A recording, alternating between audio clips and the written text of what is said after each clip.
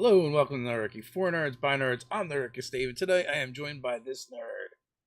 Nerdarchy Ted, how are you doing this fine and lovely evening, sir? I'm doing awesome. So tonight we're going to be talking about the latest Unearthed Arcana that has dropped, the Player's Handbook Playtest number 5. And it's a doozy. There's like 50 pages. There's 50 pages, and it's 50 pages packed with content. I'm going to throw out this as a disclaimer. Number one, I'm dealing with a head cold, so I'm going to try and make sure I mute whenever I cough or any of that kind of stuff. I'll survive. Don't worry about it. And with it being 50 pages, I make no promises that we're going to get all the way through this tonight. If we get heavy into one particular aspect or whatnot, maybe we'll push the rest of the content the next week or some other thing going on. So, Yeah, I think if people want to drop things in the chat to talk about, and we'll just pick out things that we liked about it to talk about, because it is a lot of content. There's, what did we get? 3 classes this time in addition to all the no, weapon it's more. stuff. No, I mean, you've got Warlock, Sorcerer, Wizard, Fighter, Barbarian. You got 5 classes in there. Yeah, there's a lot. Yeah, so it's hefty. You got feats, spells, weapons, and 5 classes plus the rules glossary.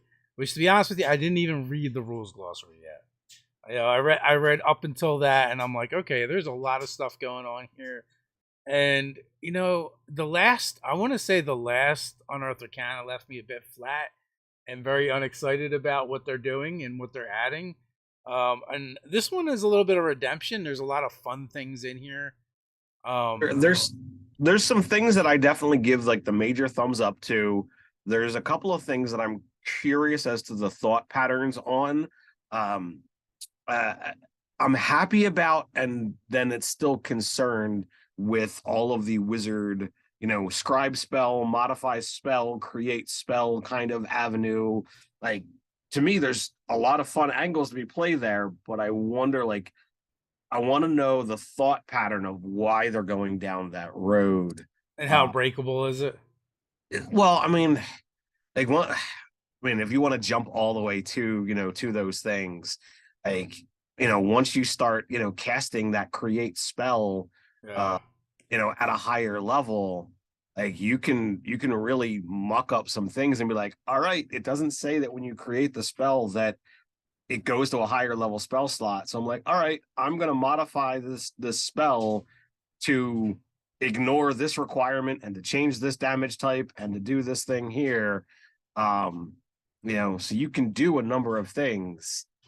But I think the thing with that is you can, but it doesn't last until you get high enough to actually turn that spell, that modified spell, into Right. something But you can transcribe into your spell but book. but once you get to 5th level and you can get create spell, and if you or sorry, not 5th level, 9th level to get the create spell, thing, if you got multiple castings, you could, bump those things up.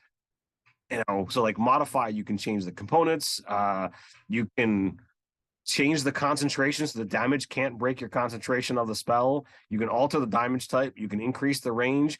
So like there's lots of ways. So I really feel like I love the fact of allowing people to go ahead and modify spells.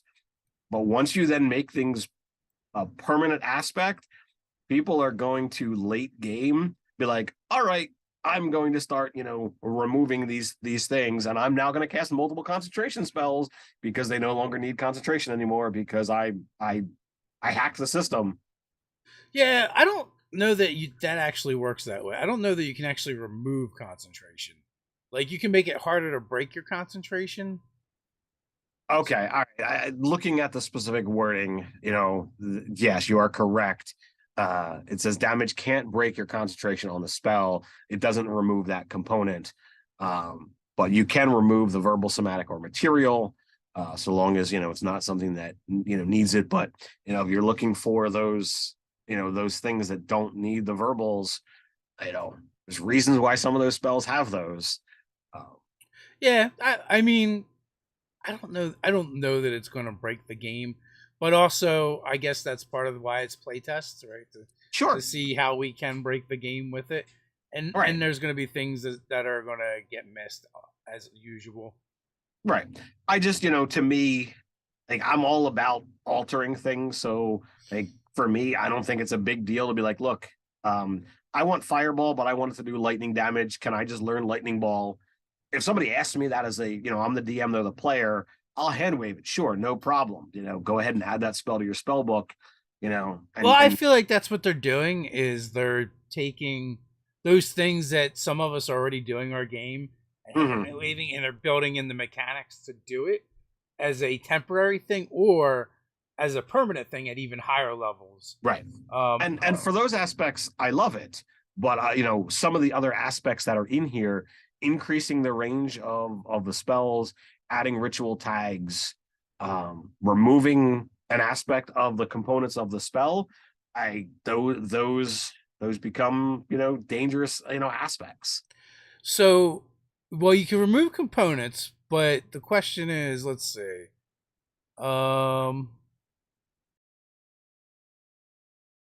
You can't remove material components of a spell that consumes that component. So it's not like you're like, okay, this thing that requires diamond dust all of a sudden it's expensive. They've kind of built. I feel like they've built that in.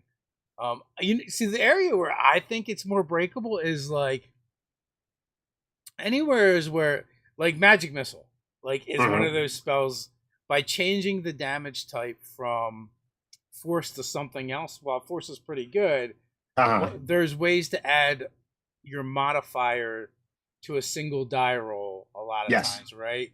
Yep. Well, because magic missile is a single die roll, you can greatly increase the effectiveness of that spell by changing the energy type. Correct.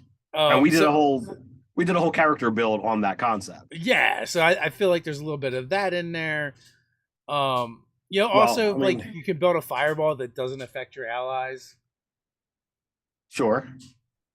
The other aspect, it's not a big deal, but if you're talking about removing a material cost or removing the material component as long as it's not consumed, identify, you need that 100 gold piece pearl, but it's not consumed in the casting. So, dude, you're 9th level. It's 100 gold piece item. I don't think it matters anymore. But like what happens if all right, you create that spell and it's out there, like that becomes something that this could be, when you start creating spells that enter into the world permanently, now, that could very well be treasure. That's a good question. Synthesize arcane knowledge and power. You strive to create a new spell. To succeed, you must concentrate for 1 hour, meditate on the spell. If you succeed, you may start casting spell within 10 minutes. Add the art spell to your spell book. Once the spell is in your spell book, it becomes one of your known spells. It gains the wizard source tag rather than the arcane tag and gains a name. Gains the name of your choice. So yeah, I guess other wizards could learn that spell technically. If they get a hold of your spell book, or if the DM decides to give it out there. But again, ultimately, it's up to the DM if they want that in their game.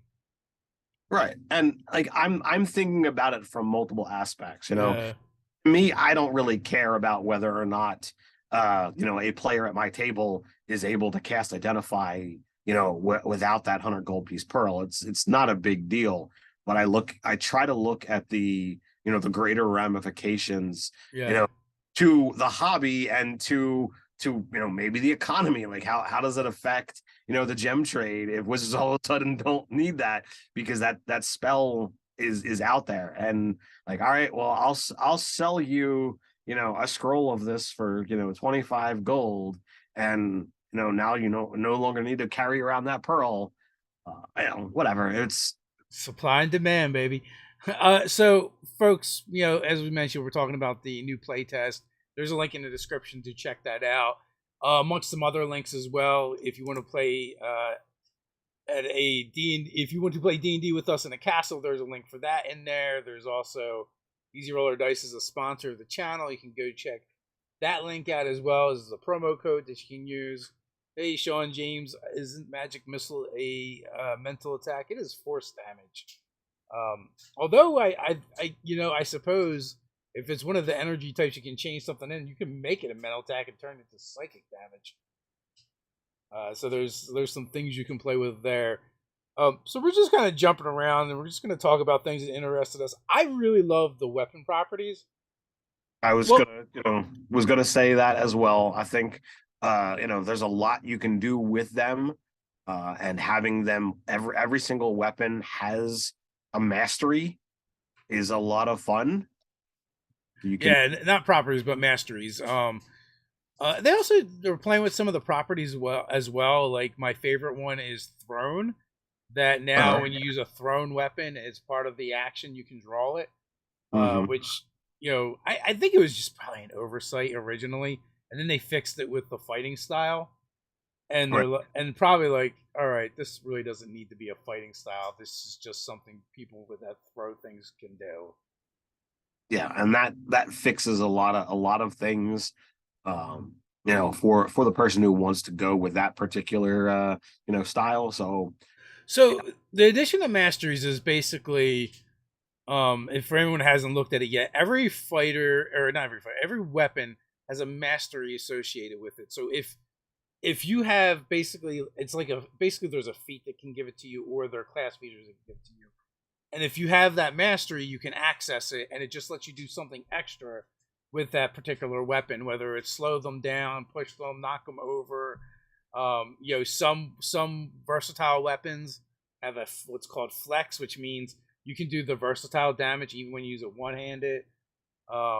There's things that allow you. There's what is it? so let's go through them. Okay. So there's cleave. It's for a melee weapon with a heavy property.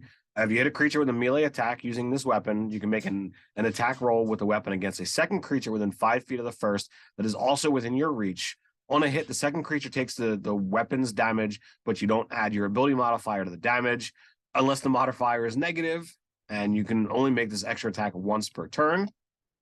And what's cool about that too is like there's like great weapon master or fighter or whatever one it is. I always mix up the fighting style and the feat, but it's like they had a cleave thing, but it required your bonus action. Like they're like, okay, we're not going to suck your bonus action for this. It's just like something you can now do, which Yep. is really cool. We mentioned flex, which is just like versatile. You can do versatile with one hand instead of two. There's Um, graze, which is melee weapon, heavy property. If your attack roll with this weapon misses a creature, you can deal damage to the creature equal to the ability modifier you use to make the attack roll. Damage of the same type dealt by the weapon, and the damage can't be increased in any other way other than increasing the ability modifier. So, like, you got a +4 to your strength. That great maul.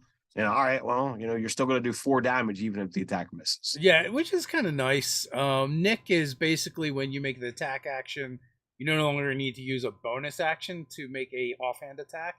You just get to incorporate it, which is kind of cool. Push basically is just what it sounds like. You have the ability to push people around on the battlefield. Sap, if you hit a creature with this weapon, but that creature has disadvantage on its next attack roll before the start of your next turn. Slow, also what it sounds like. You can reduce their speed by 10 feet, but you can only do it once. Topple is basically they have to make a saving throw, or you knock them prone. Vex, if you hit a creature with his weapon and deal damage to the creature, you have advantage on your next attack roll against the creature before the end of your next turn. So and things like that are really cool for the rogue because it can really set up that sneak attack. Oh yeah, But they don't automatically have access to the masteries like the martial classes unless they right. go back and change it, right? Like I imagine like Paladin, we've seen Paladin and Ranger already, and that's not they weren't talking about the masteries back then, but now Mm-hmm. both the Barbarian and the Fighter get it, but the Fighter like really gets it. Like they get more than anyone. Then they have the ability to actually kind of play with and change out the properties that weapons have. And eventually they can use multiple properties on the same weapon. So long as it meets the requirements, you can be like, all right, I'm gonna put this one and this one on my sword. So as long as I'm using it, I can do these things. But you can still only do once, per your turn. But you get to choose, when you use that attack. as to what you're going to use. So it's a lot of fun. Um, I really feel like the topple is gonna win out the day. Because like once you start getting those multiple attack actions, like all right, I'm gonna topple him with my first attack, and then he's gonna have advantage on all the subsequents.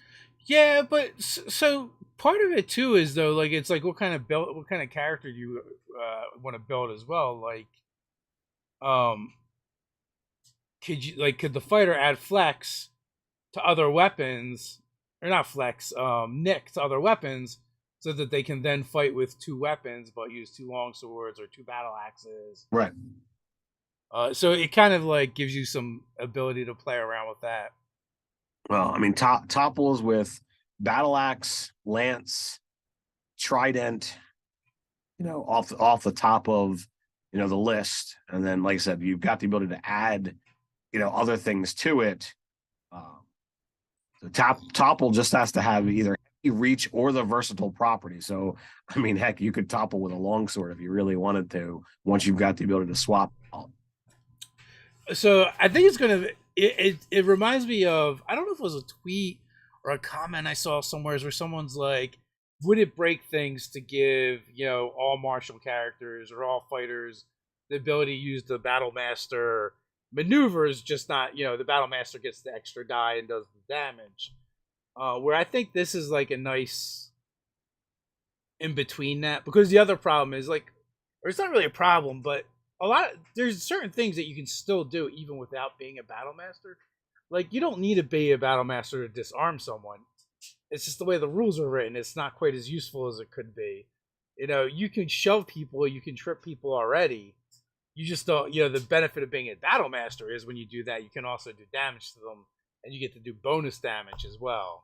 Right. So we got the weapons, very cool. There's some minor changes to equipment. Don't really care that much about that stuff.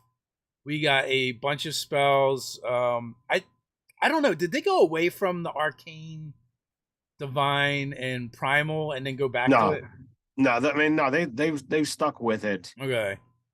To my recollection, and someone correct me if I'm wrong, but always since 1D&D has been released, they put out the whole thing of, all right, there's three different avenues of spellcasting. And they've really leaned into with the spellcasters in this one is like, instead of giving them abilities per se, they're like, we're going to make special spells for these classes that they all have access to, and they just get them as bonuses. So and there's a lot of that. Some of these spells are really cool. I had Chaos Bolt is now just like, it's a staple sorcerer spell. Which that's fun and what have you. Book of Shadows is pretty cool. Well, yeah, like one of the things is they rolled all the pack boons into cantrips for the Warlock now, and you access them through the cantrip instead of it being the class, a class feature the way it was. But to me, I think the real fun, which goes into a mechanic that 5th edition doesn't really have, Sorcerer's Burst, which all sorcerers get. Number one, you get to choose when you cast a spell whether it does acid, cold, fire, lightning, poison, psychic, or thunder. But you make a ranged attack roll. On a hit, the target takes a die 6 damage. If you roll a 6, it explodes. And it doesn't say that, there's a limitation. No, so, there's a limitation. I'm almost certain. If you roll a 6 on a d6 for the spell, you can roll another d6 and add it to the damage. Yeah, whenever you cast a spell, the maximum number of d6s you can add to your spell's damage equals your spell casting ability modifier. Okay. So riff, motherfucker. Hey, I'm dealing with a head cold. Then of course it goes up with, I think this is the biggest change with cantrips now, is the cantrips are affected not by your character level, but your class level in wherever you gain that cantrip. So for Sorcerer's Burst, it's your sorcerer levels at 5th, 11th, 17th. They go up to 2, 3, and 4 die 6. Well, cantrips are very easy to abuse in that regards. So right, you just dip in. grab them, You and know, then they're just as good if you're a yeah, first level sorcerer or a 20th level sorcerer. So I mean, that kind of makes sense. but for the like myself, where I played a cleric who took magic initiate at first, first level, like bolt was his staple. But it, because I never took a wizard level, Mm. a wizard spell, like I would that would stay 1d10 for the career of that character. Um, so that in that aspect, it would not be, as useful later on, and I'd have to go to a cleric cantrip later on. Yeah. So I'm not going to go over all the feats, but I will say that the addition of the epic feats, the epic boons, in this iteration is so much better than all the previous. Mm-hmm. They actually feel epic. I don't know if in the previous one you could increase your score up to 30 or not. You did. Uh, but like just what you get and what they do are so much better, and they feel like basically the way they should. You also once you're fourth level, you can take weapon master, which basically looks like it's open to anyone, and that lets you access mastery property. So if you're not a martial class that gets access to it, you could take it and get access, or if you are, you can get even more of them and have even more access. With that, we got Barbarian, and they made some big changes to Rage, which is the core staple of Barbarian. Rage is really interesting here because you now, like, everything else aside, you have the ability to sustain your rage just using a bonus action. Um, which I think is really cool.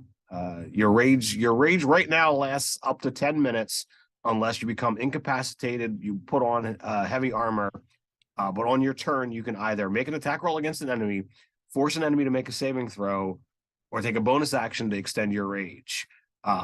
Otherwise, it ends at the end of your next turn.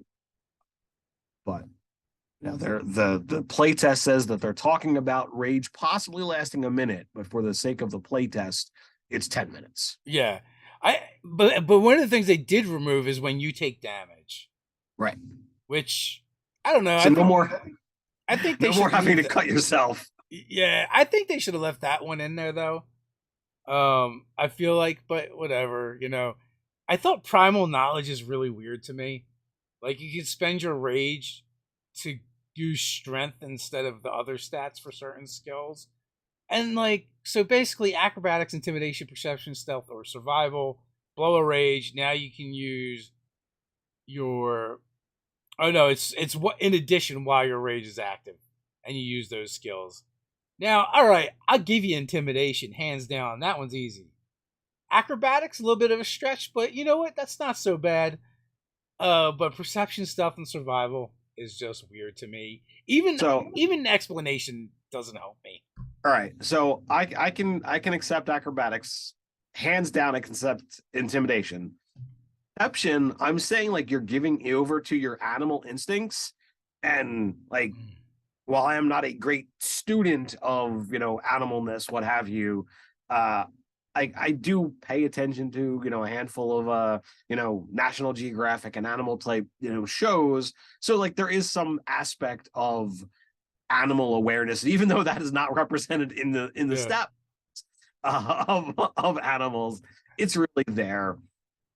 Survival, maybe you're giving into the hunter instincts, but I don't see stealth. Stealth, I feel, is a far cry. Like, because if you're talking about raging, that is the stealth. I feel like requires calm, and rage is the opposite. So I feel that one I'd have to disagree with, but the rest of them, I'm okay with. So, I mean, a lot of the stuff is pretty much the same with little tweaks to it as far as the Barbarian goes. I will say, I really like what they did with the Berserker. They made the Berserker not suck anymore. Yeah, no more exhaustion. Uh, Now you just get you basically just get bonus damage every round. I do miss the extra attack, but that's fine. But mindless rage, retaliation, they were decent. Intimidating presence was another one that really just sucked. It's like I could spend my action every round to make this one guy really afraid of me. But now they made it better because it affects everyone you want it to affect in like 60 feet. While you're raging, you can use it when you're not raging.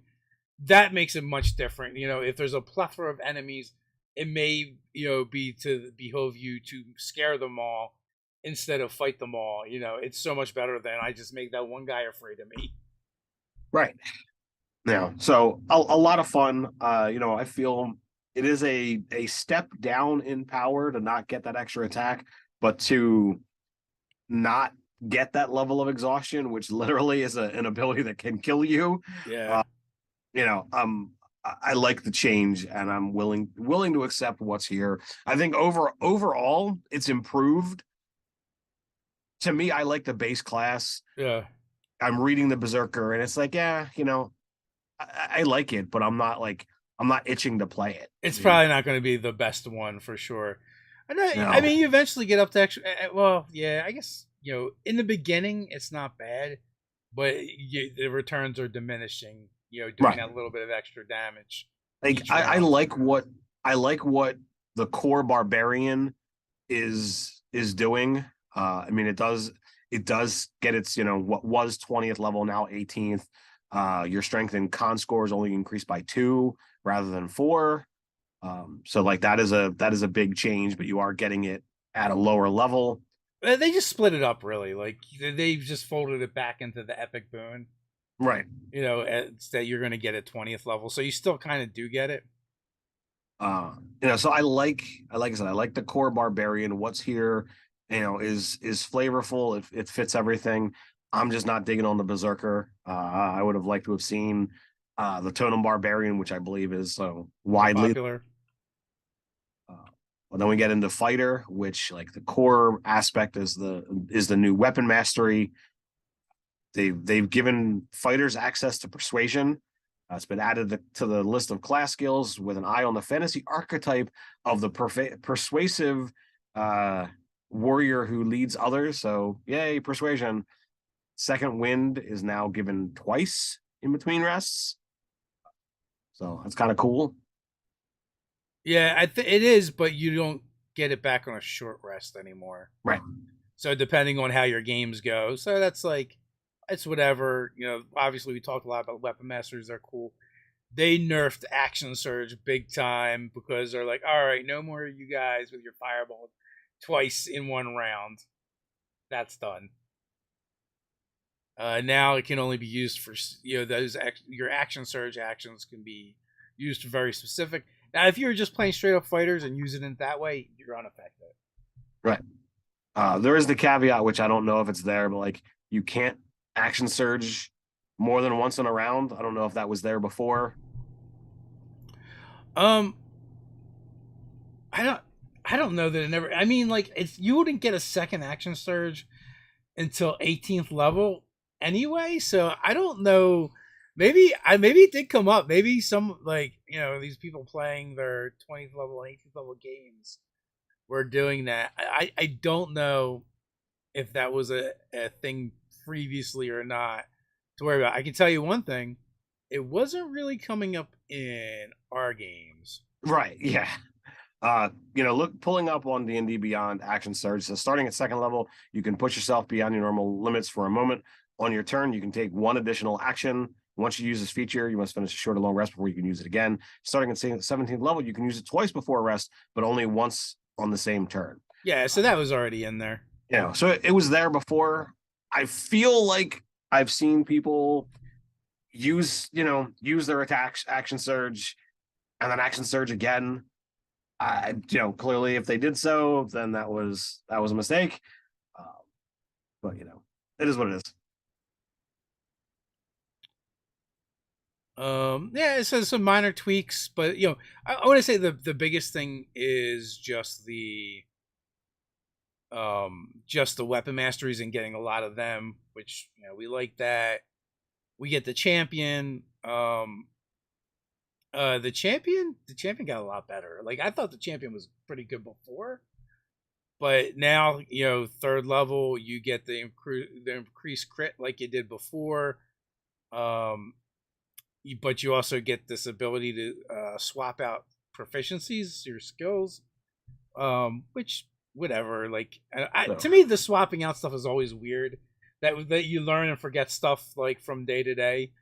I really like it. Yeah, instead of 10th level, at 6th level, you get an additional fighting style.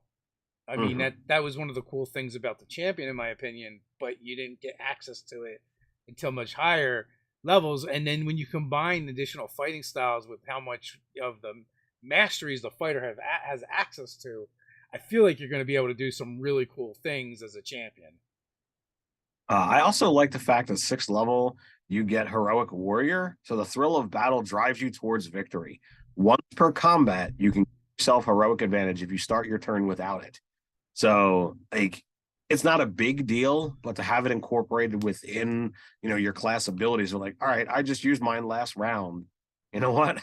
I want it, so I'm gonna do it. And like, I feel like that gives you, more options to have those heroic moments. So like it's named well, and I think mechanically it's really cool. So And also superior critical at 10th level, like that's a level people get to. It may be like oh yeah. a high level people get to, but you get to it, and that's really cool to be able to crit on that 18 through 20. And when you combine that with your heroic advantage, Yeah. like using those odds for the crits. So like those two things really pair up nicely together. And then you have advantage on death saves at 14th level. Also, in 18 through 20s is if you rolled a 20. So you're as a champion, you get back up a lot easier. Heroic rally. Their ability was very similar to this before. Um, but I think that the numbers might be a little bit different. But and also like anytime you're just down half, you just heal. So until you're At the back up start to of half. Yeah, at the start of each of your turns, you regain hit points equal to 5 plus your con modifier if you have no more than half your hit points. You don't gain this benefit if you have 0. So it's like you could be beaten down to 1, and then you'd be like, all right, I'm gonna just sit here and heal and shrug off all of this damage. I feel like that's just absolute beast mode. Yeah, it's pretty nice. I feel there's going Uh, to be a lot of happy champions out there. so sorcerer, you just get a bunch of bonus spells that are Yep. specific to the sorcerer. In addition to your sorcery points and your meta magics, you get them. I believe you get your meta magics a level sooner now. You start off with 3 Yeah, second level as opposed to third. Um, and like they've all been tweaked a little bit. Both the quicken spell and the twin spell, they've really looked at because they feel like people have been abusing what the intention was there. But some of the things that are here are a lot of fun. They've imported some stuff from Tasha's so that if you didn't have access to that, you can see what those things are. they also put some hard rails on sorcery points and spells and swapping, and they're like, yeah, you guys and your coffee locks, fuck off. Like Well, I that's mean, they're trying to shut that down hard. Warlock has been greatly changed, so like that wouldn't Yeah, happen. Um, but I feel like they're still trying to like you know tweak it so that there's other things that can't affect it, right? sure. Because if there's other abilities that allow you to rest in a shorter duration or not need rest, long rest, so it feels like they're definitely trying to circumnavigate that as well. But sorcerers automatically get Chaos Bolt and the Sorcerer's Eruption at first level. They modified sorcerers that you now cap off at 22 rather than 15 spells. Which, having played some sorcerers, I definitely feel the hurt there of like, man, I've seen other casters. I got no options here. So like this is really a breath of fresh air. And since I technically have like one kind of sort of retired sorcerer and one active sorcerer, I Mm. don't be ever switching to this, but like there's like, all right, I definitely feel some love for the sorcerer here. Um, Well, one of the problems with the sorcerer has always been, and even our earliest videos, talking about 5e, one of our biggest complaints was the fact that the sorcerers have so few spells to choose from. It's yep. known, and they've really bumped that up. Yeah. So like I said, they max out at 22 spells known. That's a lot of fun. And like I said, like you get stuff at first, fifth, seventh, and ninth, where they just are like, you're getting access to new spells. So it's a lot of fun. Like I said, Sorcerer's Burst and Cast Bolt at first level. At fifth level, you get Sorcerer's Vitality. Seventh level, you get Arcane Eruption. Ninth level, you get Sorcery Incarnate. So Sorcerer's Vitality, I believe it gives you temporary hit points. Yeah.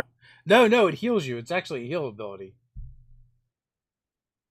that you can do self. So they basically just magic heal. It's like 2d6 or something. Yeah, you gain number of hit points equal to 2d6 plus your spellcasting modifier.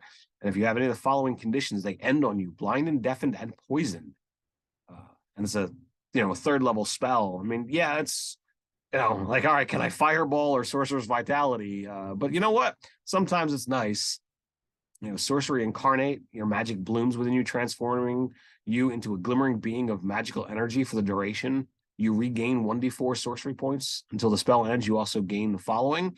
You can use up to 2 meta magic options on each spell you cast, and you have advantage on attack rolls for every spell that you cast. So, like, that's pretty nice. You can go Super Saiyan.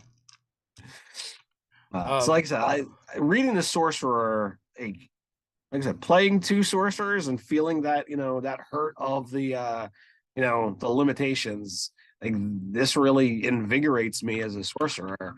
Pun intended, Sorcerer's Vitality. But I'm this document is the first thing that's actually got me really excited about a direction for 1D&D. If we decide to go in that direction, like we're probably still going to have our own house rules. There's some stuff that I don't particularly care for with the direction of spell slot expenditure and the way crits work. I feel that takes away a lot of the fun of the game. At least from a mechanical perspective, everybody loves rolling huge amounts of, well, not everybody, but lots of people like rolling huge amounts of dice. And like even as a DM, when a player scores a crit and they're like, all right, I've got my 2d6, for the weapon, and my 2d6 for the fire damage, and my 2d6, for this other thing. All right, that's lots of dice. Do it, man. Let's see it happen. So to have that nerf of like, nope, just add the extra weapon damage. That's boring to me.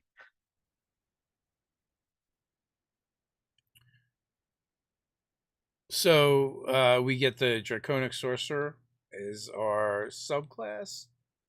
Which is there's a couple changes, like the armor class, Draconic Resilience is greatly changed. Your armor class is 10 plus Dexterity plus Charisma modifier. So at the higher levels, it's probably going to be better. At the lower levels, it might be a little weaker. So, normally it was 13 plus your Dex mod. So, like, I feel for a lot of players, it's going to be on par to start, but it gets better. If you wind up not, going with like the maximum charisma you could possibly start with, all right, well then, maybe it's not your cup of tea. But in addition to, like, they increase the number of hit points you gain, because it used to be, increase it by 1 and you gain another one, right? Yes. Now it's 3. And then 1. It's only a difference of 2 additional hit points.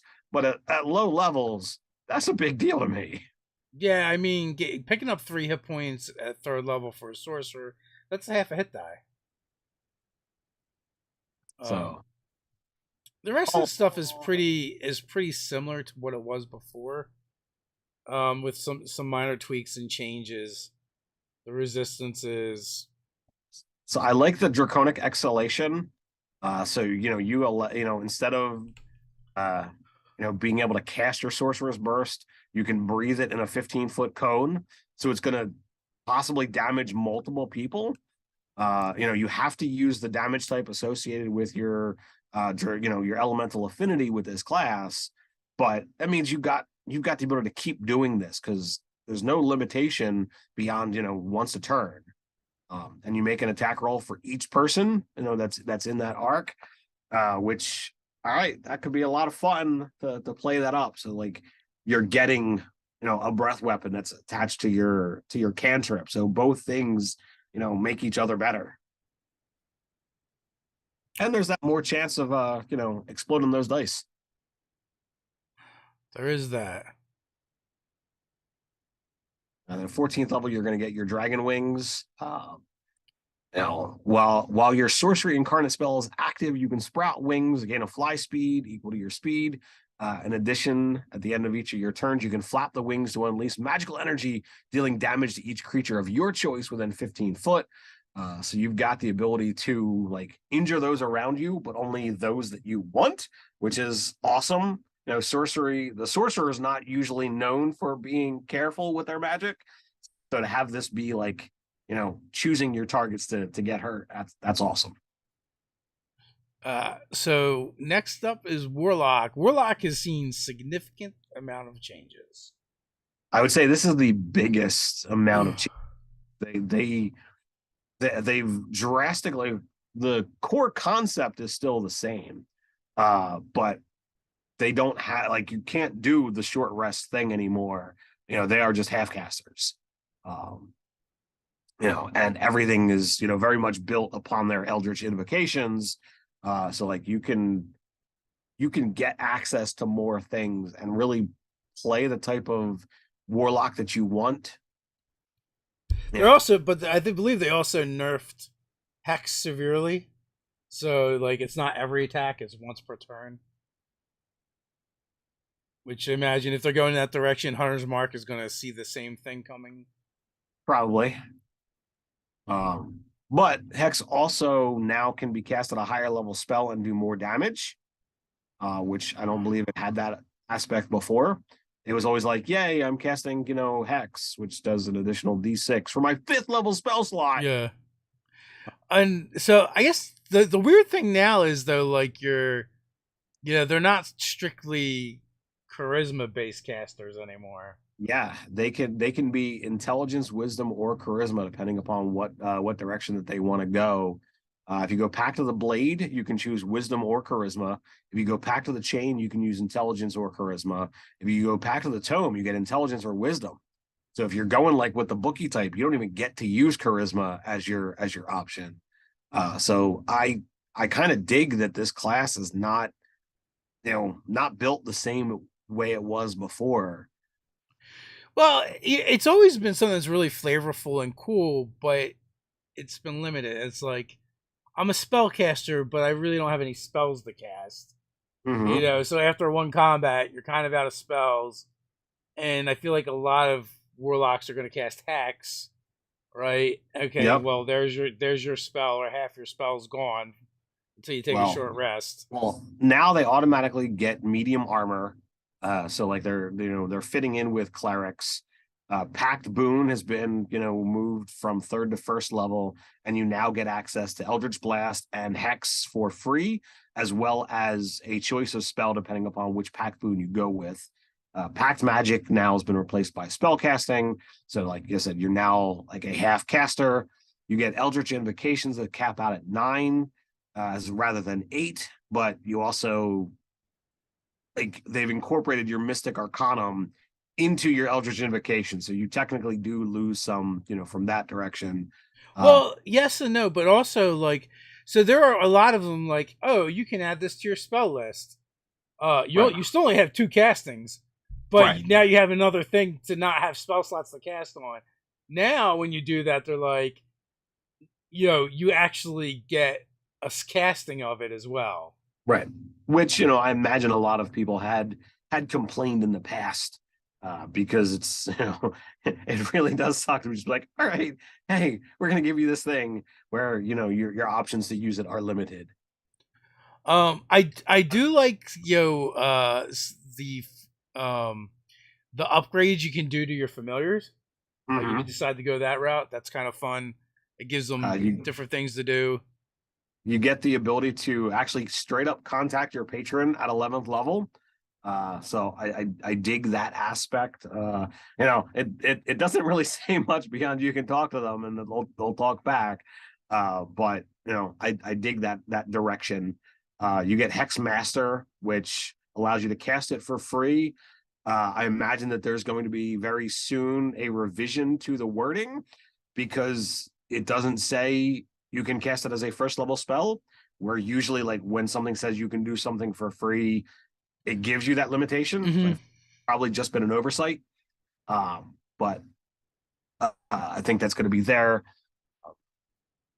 And then you get your epic boon at 20th level. Should get your maximum up to 30, as they always do. What is it called? Hexmaster? Yeah. What level do you get that at? 18 says you have mastered the dread application of hexes, allowing you to cast a hex spell without expending a spell slot. So usually it's 18th level. I don't think so, man.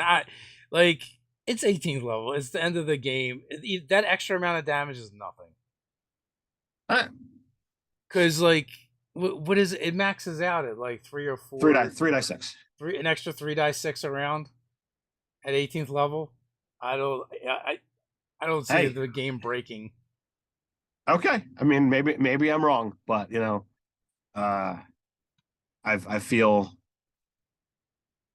given what they have access to spell casting, would you really be like, yeah, you're casting unlimited amount of 5th level spell slots with that particular spell? Because that's what it takes in order to get that up there. But hey, that's just my interpretation. So BK Dan, the reason why you were only seeing Repelling Blast is because those other ones appeared in Tasha's, and unless they decide to pull something from Tasha's or Xanathar's and make it part of the core rules, then it wouldn't appear here. That's why they're not necessarily gone, and technically you could probably still take those. It's just that when they reprint the player's handbook, which is not a new edition, but it's a new player's handbook, quote unquote, those wouldn't be in there. So I imagine you would still be able to do those other things as well. At least that's my interpretation. Pigpug 214. We're looking at the D&D 1 playtest or 1 D&D playtest number 5. It's a good solid 50 pages, so it's hefty. Yeah, so we're just kind of going through and picking out things to talk about that changes, things that we like. We're definitely not covering everything. So Fiend Patron is our subclass, and I feel like this got some nice upgrades. And also when you get spells added to your spell list for your Warlock Patron, they also give you a casting of them. So I mean, sure, you're not getting spells back on a short rest anymore, but I feel like they're getting so many more castings than they did that it doesn't matter. And again, it's so dependent on what kind of game your DM runs. Right. And like we've said many times, like we don't do a lot of the short rest stuff. So like Warlocks have not seen a whole lot of play at our table because our players are familiar with how we do things. So like all of the shine that Warlocks had the ability to do before, didn't really see at our table because that just wasn't our typical play style. Yeah, we don't do we don't not only do we not do a lot of rests, short rests, we don't do a lot of encounters, we don't do a lot of combat. Right. It's like a combat, a session, is generally what we kind of do. I mean, the last game I ran for you guys, we did 2 fairly close together. It was insane. Right. Or wait a minute, was it 2 or 3? I think it was 3. It was 2. It was 3 over 2 sessions, right? But it was like back to back. Oh yeah. Kind of, but yeah, which is a lot for us. Right. And that's an anomaly. A lot of times it's like, okay, plot, fight, plot, end of session. Like that's what we do. Yeah. But that's the direction that we've moved with our particular table. Is there anything that you wanted to call out specifically with the Fiend patron? I mean, I would say the biggest thing is they emphasizes the getting the spells. They've got a really cool spell list, so getting access to those spells, but also castings is really good. And there's also like a combination of like mind control and damaging spells is what it basically looks like to me. But the Dark One's own luck, you get to use that more often than you did previously. And it's based off of your modifier, so whatever that is, that's how many times you're going to get to use it. Also, it's nice for those characters that like to manipulate dice. Indeed. So next is the wizard, which they decided to finally call out the spell book can be your spellcasting focus if you so desire. They get arcane recovery has been moved from first to second level. Not a huge deal there. You're going to get access to those spells that we kind of talked about before: memorize spell, modify spell, and create spell at 5th, 7th, and 9th respectively. You're going to get the signature spell starting at 18th level as opposed to 20th. Your spell mastery, which used to be at 18th, is now 15th, and you're going to get that epic boon at 20th level. And you're going to get a new feature at 2nd level called academic, which maybe this is in the glossary that I haven't had a chance to really check out yet. But basically, as a scholar, you can take the study action, and then you have advantage on any intelligence check made as part of the action. Yeah, it was in some of the other rules glossaries previous. They codified a lot of actions. Yeah. So Nasu, probably pronouncing that wrong. What do you guys think about the half caster with the potential to specialize in spell casting with your invocations as opposed to pack magic? Reddit is pissed about it. Anything that makes Reddit unhappy makes me happy. No, I like it. I think it's a much better direction. My biggest pet peeve with the Warlock is the fact that it was a spellcaster without the ability to actually cast spells. So you're getting significantly more spell casting abilities with this new casting. So like if you're looking at doing the coffee lock kind of deal, all right, sure, you're definitely going to be in hot water, like you're going to be upset. But like now I actually think the Warlock is far more playable, and there's more options with it. I feel taking it as not just a charisma caster is a lot more fun to me as a player and as a GM. That's not like, all right, yeah, I'm so pretty that I can cast these spells. You can be wise or you can be intelligent, fitting in with the other types of, casters that are out there. It's still a charisma core, thing. But I still dig it. And it's got more customizability than it did before, right? And like if you wanted to play the Warlock that fights from darkness, no matter how you're going about it, you actually have the spell slots to make that effective and useful, right? Because it's like if you do everything that does, right, it's like one encounter that is done. Hopefully you get a short rest. And further to the point, you decide what your core ability stat is based on what pact you take, and that affects like what stat you use even for determining multi-class. So it's not like, so I'm wrong with the thought of it. It's still a charisma class. Like you could just be like, no, I'm a Warlock and I got nothing to do with charisma, and I love that. So with that, wizard. So like I said, you get access to those cool features. When you start, looking at it, wizards doing what wizards does. Like they're gonna get lots of spells. They're the only ones that get to just keep putting spells in their spell book. And like once you start getting into your subclass, I feel like they're getting even more. Because like the first thing, like you get 2 spells when you gain a level in spellcaster, and then it says like, all right, or you gain 2 spells to add in your spell book when you gain a level of wizard. But then at third level, when you choose evocation, choose 2 evocation spells from the arcane spell list, which mean no higher than second level. Add those spells to your spell book without needing to cast the scribe spell. So I imagine that third level, when you if you're for a wizard, you're adding 4. Yes. Well, let me say something. Having Sure. played a wizard in a DM's game that didn't give out many scrolls or spell books or opportunities to put spells in your spell book, this is a great thing, depending on the playstyle of your group and your DM. Well, I mean, sometimes DMs make mistakes. Uh, Not mentioning I've any names. It just happens sometimes. So sure, it's not. It's and some nice DMs to have it. have learned from that and have gone away, in another direction by adding spell books as treasure and finding scrolls, and heck, even running some games where literally as part of the plot is you can add anything you want to your spell book in between missions. So, but in addition to those, though, you're right because you're getting memorized spell, scribe spell, modify spell, create spell, and pretty much I think they're all ritual spells.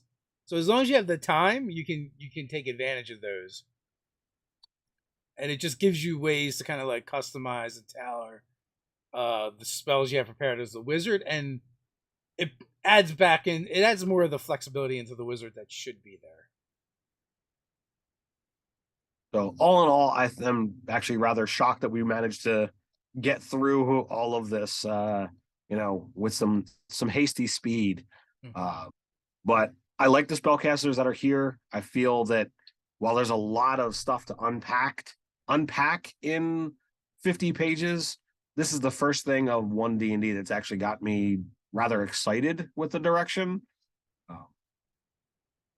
I'm eager to check some of the stuff out. The fighter and the sorcerer, I feel, are the biggest enjoyment to me, or I feel I like them the most with their changes in direction. But I feel like they fixed a lot of problems that they had with the warlock, and have given it a whole new direction that I'm hoping a lot of players are going to like. Yeah. Real quick, I'm gonna grab this question, Heinz. I didn't understand the new wild shape ability. You nerds told me one could build a creature by a stats pool. Sorry, not a native English speaker. How does it work with the moon druid? So basically, you didn't understand it because it's dumb, right? Like the new druid is just like there's certain stat blocks you use. They have nothing to do with what you change into. It's just like, are you a creature of the land? Do you fly or do you swim? And after that, you can describe it however you want. It's very generic and bland. And matter of fact, like the druid completely turned us off to all the playtest stuff and even some of the Yeah. cooler stuff that came before it. It was just like it was so disappointing. Yeah, the ability to, anytime that you've got the ability to, you know, have a fun aspect. Like, no, we're just gonna put this static stat block in. It takes some of the thrill and fun out of the game. And like, when you wild shape as a creature of the land, it's like, all right, you're choosing, have your hit points, your constitution, your intelligence, your wisdom, your charisma. You've got the dex and the strength and some of interesting abilities, but that's it. Like, you're not turning into a frog or a dog. You're turning into a facsimile of a dog. Yeah. Feel like it's not going to properly fit. I like the fact that yeah, you can talk while you're in wild shape. That aspect is great, but like that's about it. So not so Nesu again. Agreed. The mages feel really good and flavorful for one D&D in my opinion. Barbarian got better, but is still a little boring in my opinion. And I love Abominable for the fighter. Barbarian's like most of the flavor you get from Barbarian depends on your primal path. I feel like even in 5e. Yes, And at the end of the day, what the Barbarian is at their core is like it's all about going. I would like to rage. I want to rage and hit stuff. Yeah, like and then like all the flavorful stuff, at least with every barbarian that I've ever played, seems to be more associated with their primal path and how you describe them. But it's kind of it's a no frills character class. They're really good at tanking and doing damage, and that's the specific role that they fill in the game. And they still can do that. Like when you look at what's there, they're really good. Um, if I had to play, like, all right, you're gonna play a martial character. Do you want to play the berserker or do you want to play the champion out of this 1D&D playtest? I'm gonna pick the champion. It's to me far more exciting, far more, in my opinion, mechanically superior. Like I said, I would have rather seen the totem in this one, but perhaps they haven't figured that quite out yet. Maybe, or they just went in alphabetical order. Well, that's possible. Well, yeah, the champion actually got a lot more exciting than it was in M5A. They've really did a good job of sprucing up when at its core it is like the most fightery fighter that there is. So with that, like you said, and surprisingly we got through all of that pretty quickly. Feel free to leave your comments down below what your thoughts are. We may or may not revisit this one again in the near future. We'll be back here Tuesday night with Zoo Mafia, so if you want to come see us RP and play as zoo animals trying to start their own crime family, that would be the place to do it. And until next time, stay nerdy. Hey, nerdy.